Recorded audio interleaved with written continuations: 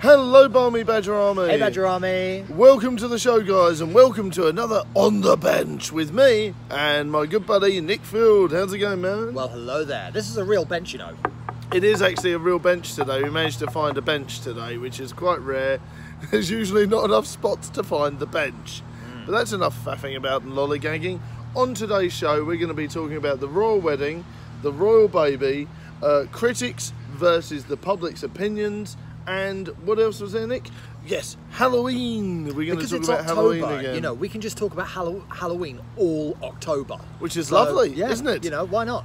Indeed. So, Nick, you know quite a lot about the royal wedding and the royal baby, so I'm going to leave you chatting about it and I'll nip in when I can. Yes. Yeah, when we're talking about current affairs and stuff, there is no way that we can't talk about, like, particularly with my mum being the huge fan of the royal family that yeah, she I remember you saying she's a very big royalist, got the plates and all the business. She is, and the mugs. And the mugs. So many royal mugs. Thursday, okay. Princess Eugenie, that's Prince Andrew and Fergie's daughter. Okay. I didn't even know that was a thing, but carry on. Yeah, Prince Andrew, the Duke of York. We have 10,000 men. He wishes he did, and we did so they got married, and well, it's a bit like we saw with Harry and Meghan earlier on in the year. You know, royal weddings. There's lots going on. See who's the famous person that you can spot. And, okay. So it was one of lots of really interesting people invited. I think they did. Yeah. Okay. Yeah. I mean, I mean, in terms of like order to the throne, Eugenie is a bit further down, so maybe it wasn't quite the event as it was when Harry got married. But yeah, she married a guy. I think his name's Andy. He's got a long surname that I can't pronounce. Right. And on the whole, royal fans everywhere thought it looked really rather nice. Okay, really. So it's gone down as quite a nice wedding then. Yes. The general public was really pleased with it. I think so. I think but yeah, you know, I think that people see kind of like the royal family as a good thing. You know, they do try and engage themselves in the sort of environment of it. Do you think it sort of helps the country, the royal family? Are you enjoying the fact that we've still got a royal family? It boosts, you know, it boosts tourism. That's right. You know, and it's yeah, I think there's it's kind of like a link to our past. Which I think, which, you know, we're always saying, you know, we shouldn't forget our past. This is very true. So, I mean, what do you think about the Queen doing the Christmas speech every year? All the time. What do you think? What are your thoughts on that? Would you go out of your way to watch it at Christmas time? Well, a lot of the time when I'm home with the family, we don't really have a choice. Okay, there's that then. Yeah, you know, everything stops for the Queen's speech at 3. Okay. Do you think that... I think we have all our presents like later in the day now. Really? Okay. Just so it doesn't clash. Oh, that's interesting. So, real old school British family then at home, Nick. In some ways, yeah. I think I kind of look at the Queen's speech. I mean, sometimes it's a bit cryptic, and sometimes it's not always accessible to everyone. Right, I see what you mean. Okay, that's but I go on the basis that I'd rather she did it than not did it. Right, I see what you mean. Okay, that's interesting. So, do you think she covers a lot of important topics, or do you think a lot of the stuff she talks about is trivial? Well, she talks about a lot of kind of like, she talks about kind of like events. We see kind of like bits of things that have gone on, you know. But she tries to be quite forward-looking and optimistic and things like that. Which, you know, a lot of people regard those attitudes as being quite uncool nowadays in the internet age. But everyone has to be so emo, dude. Yeah, you know, and it's. But you know, I like it when people are like forward thinking and so you like think that. She is a forward thinker, looking forward to the new year? I think she does. Well, that's the whole point of these things, isn't it? To look forward to the new year and have a positive message and a positive outlook for it. So I think she does well there, definitely. And hopefully we'll get a good Doctor Who Christmas special. Fingers crossed. On the next part of the show, we're going to be talking about Venom and its relationship with the critics. But before we do that, they announced a royal baby. Oh, okay. On Monday, so it doesn't seem like that long since Harry and Meghan's wedding, but you know, there's another royal baby on the way. So that's interesting. Good for them, I say. And I think that'll be a big boost to the country because there'll be lots of videos about that, lots of special events, perhaps we'll have like a big open day. So that'll be interesting. So yeah, you know, so that's always interesting. Oh, cool. That's good news then for the country. It was a bit unfortunate because I mean this week is actually sort of like Baby Loss Awareness Week. It's got a proper name. Okay, I didn't know that. I'm sure it is, and some people saying, oh, that's a bit insensitive. But to which I would say, they would not be able to sleep on that news for a week. No, there was no way it was gonna be waited till later. I mean, to be honest with you, I don't think their press people knew that anyway. No, I was going to say I didn't know that. That's not been like highly publicised or anything. No, has it? a lot of these days aren't. I mean, we had like Mental Health Awareness Day. That was very week. highly publicised. National which Coming I Out Day. Very interesting talking about that. Day in recognition of education for young girls, which so it's when I mean we take it for granted here, but there's a lot of other ones where they deny girls education. Well, that's very interesting. That's another topic for another day. So yeah, so you know there's a lot of these national days, and you know it's not meant to put everyone's concerns onto one day, but it's a good way. It's just a good way of spreading awareness, you know, which is what. You know, it's like if we have like at least it gets something into there. You know, schools will talk about it. That's true. There'll be videos about it. You know, I mean, we were talking about that's true. Mental Health Day. The other week, last week. Yeah. So there's lots of that to do. So yeah, you know. Now we're going to talk about Venom. Now he's been looking forward to this. So yes, I'm very interested about talking about it because the film has made an absolute ton of money.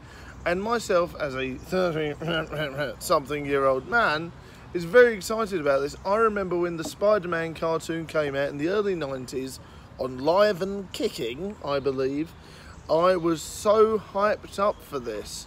It's untrue, because I remember when Venom first came on the TV, in the Spider-Man cartoon, I knew he was my favourite character of all time, and I was like, I can't wait for them to do a film on this. And that was nearly 30 years ago. So this film has literally been in the making for a good 20 to 30 years. What are your thoughts, Nick? Are you hyped about Venom? Were you excited about it when you heard the news? I'll be honest with you, it's not so... I'll be honest with you, I haven't really been following like comics and superheroes for a long time. Unlike myself, who's been into it for a long time. I was interested in it because I like Tom Hardy. I think he's a good actor. He is a very good actor, yes. And I think so I think, at the same time, I think all of that, so it's been a long time in the making, having big names with it. That's right, and they've done the Everest of expectation. That's right. And they drip-fed the trailers, which was quite interesting. Yeah, it was like, the first trailer was like, March or April? Yeah, and the thing is, you didn't really even see Venom in the first trailer. It was very ingenious what they did there. And then they built up the scenes and built up the scenes and built up the scenes to, in fact, eventually they gave us too much. I preferred it when you didn't really see that much, and it really piqued my interest. You're like, oh my goodness, Venom's there, but we've not really seen the suit. We've only seen a little bit. I loved it. And the thing is, something like Venom, you can get away with not giving too much away. This is true. You know, it's but I think there's going to be a degree of anticipation about it no matter what. Definitely. And what I talked about in a previous video was obviously it's based on the Ultimate Venom comics and the Lethal Protector side of it as well. Because obviously everyone was like, oh, the Spider-Man's not in it, there's not Carnage in it, until later on. But then there's like this thing where they wanted him to have the spider symbol on the chest. But I think a lot of the fans got over that when they heard that it was going to be based on the Lethal Protector side of it and more the Ultimate side. So it's very interesting that they kept him still being an alien. I'm trying to avoid spoilers because I haven't seen it, so I don't want to give too much away. But yeah, what we're mainly going to talk about is the thoughts of myself, how the anticipation for this film has driven us to watch it, even though it could be a steaming pile of trash. Because the critics have really, really slagged it off. And I'm not talking a little bit, they've really slagged it off. Yeah. And some of my friends really rely on the critics and Rotten Tomatoes and things like that for if they think it's a good film. I personally think that they're wrong in this case because the fans have overwhelmingly gone to see it. What's it made, say, like 80 million or something? Oh, it's made loads. Loads and loads of money just in the UK and America alone. I don't even know if it's had its you know, worldwide releases yet. So no doubt the plan to go ahead with the trilogies that they were going to do is going to go ahead, because originally they thought it was going to be a trilogy. It's definitely going to be a trilogy now. It's made a ton of money. And very surprised and very happy. I think people needed it as a breath of fresh air with an anti-hero. So that's quite interesting. I like that fact that we've got Tom Hardy as an anti-hero. Obviously he did Bane really well, so people are excited about that. It was very interesting. And like I said, they're building up on about 30 years worth of comic book, you know, anticipation and resources. So, and people were moaning about the CGI to begin with, but I think they enhanced it after the first and second trailer happened. I think they looked at what people said and they enhanced it. And it's going to be interesting. Like, come on, it's not going to be the easiest thing to animate on CGI. You know, a load of sort of alien tentacles. That's not going to be easy to do. I mean, you know from your acting experience that pretending to be something else is harder.